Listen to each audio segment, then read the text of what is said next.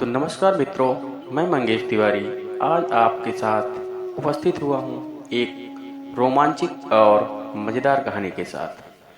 तो मित्रों, आप तेनाली रामा के बारे में तो जानते ही होंगे। हमारी कहानी का नाम है तेनाली रामा और राजमहल की चोरी।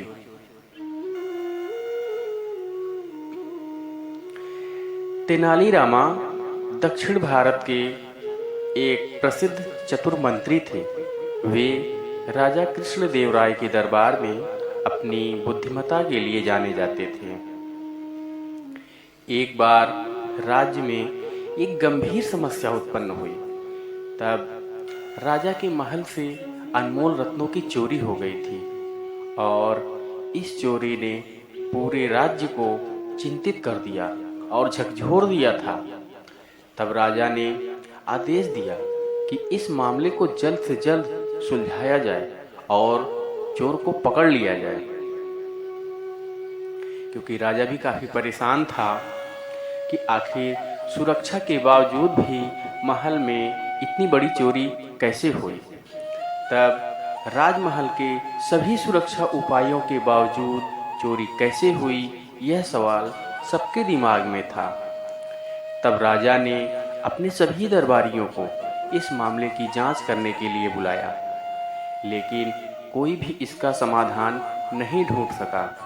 तब राजा ने तेनाली रामा से मदद मांगी, क्योंकि राजा को मालूम था कि बड़ी बड़ी कठिनाइयों का और बड़ी बड़ी सवालों का एक ही जवाब है, जिसका नाम है तेनाली रामा, क्योंकि तेनाली रामा की बुद्धिमत्ता बहुत ही प्रसिद्ध थी।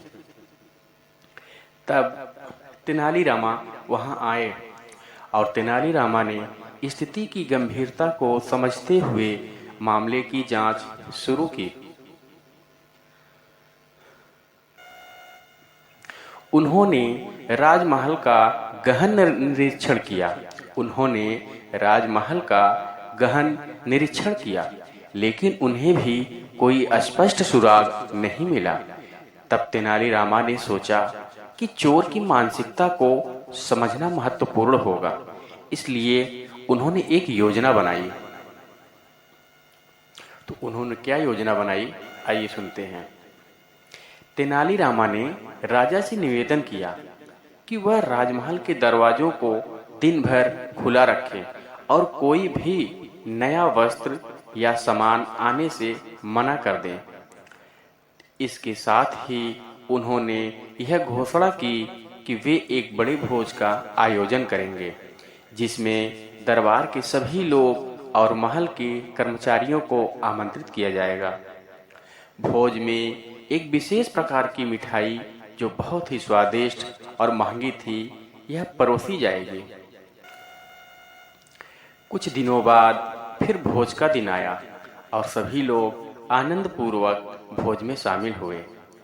मिठाइयों के स्वाद से सबके मन बड़े ही प्रसन्न हुए थे। आहा, मिठाइयाँ मिलेंगी खाने को। तब तेनालीराम ने इस अवसर का उपयोग किया और भोज के दौरान उन्होंने महल के सभी कर्मियों और दरबारियों से विशेष रूप से बात की और उनकी गतिविधियों पर नजर रखी। समाप्त होने के बाद तेनालीराम ने एक अजीब बात देखी। महल के कुछ कर्मचारी और दरबारी अत्यधिक शांत और नर्वस लग रहे थे। तब तेनालीराम ने उन लोगों की गतिविधियों को ध्यान से देखा और पाया कि उनमें से कुछ लोग बहुत ही ध्यानपूर्वक मिठाइयों का आनंद ले रहे थे, जबकि यह अन्य जल्दी से मिठाइयों को छिपाने का प्रयास कर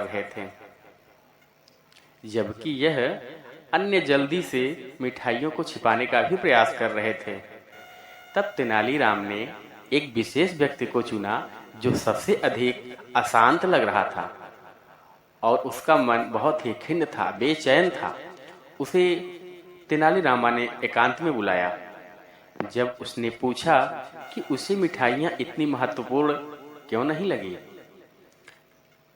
आखिर मिठाई आपको अच्छी क्यों नहीं लगी, तो उस व्यक्ति ने तेनालीराम के सामने अपना अपराध स्वीकार कर लिया।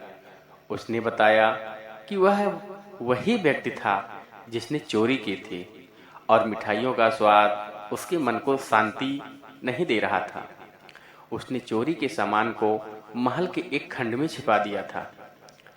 तब तेनालीराम ने चोर को पकड़ लिया और चोरी किए गए रत्नों को वापस किया। उन्होंने राजा को पूरी कहानी बताई और चोर को उचित सजा दिलाई। राजा कृष्णदेवराय ने तेनालीराम की चतुराई और सराहना की और उन्हें बहुत ही प्रशंसा दी और उनको बहुत ही बड़ा और पुरस्कार भी दिया। तो दोस्तों, इस कहानी से यह सिद्ध किया कि तेनालीराम की बुद्धिमता और उनकी सूक्ष्मता और अवलोकन शक्ति से कठिन समस्याएं भी सुलझाई जा सकती हैं। उनकी यह कहानी आज भी लोगों को सिखाती है कि सच्ची समझदारी और चतुराई से किसी भी कठिनाई को पार किया जा सकता है।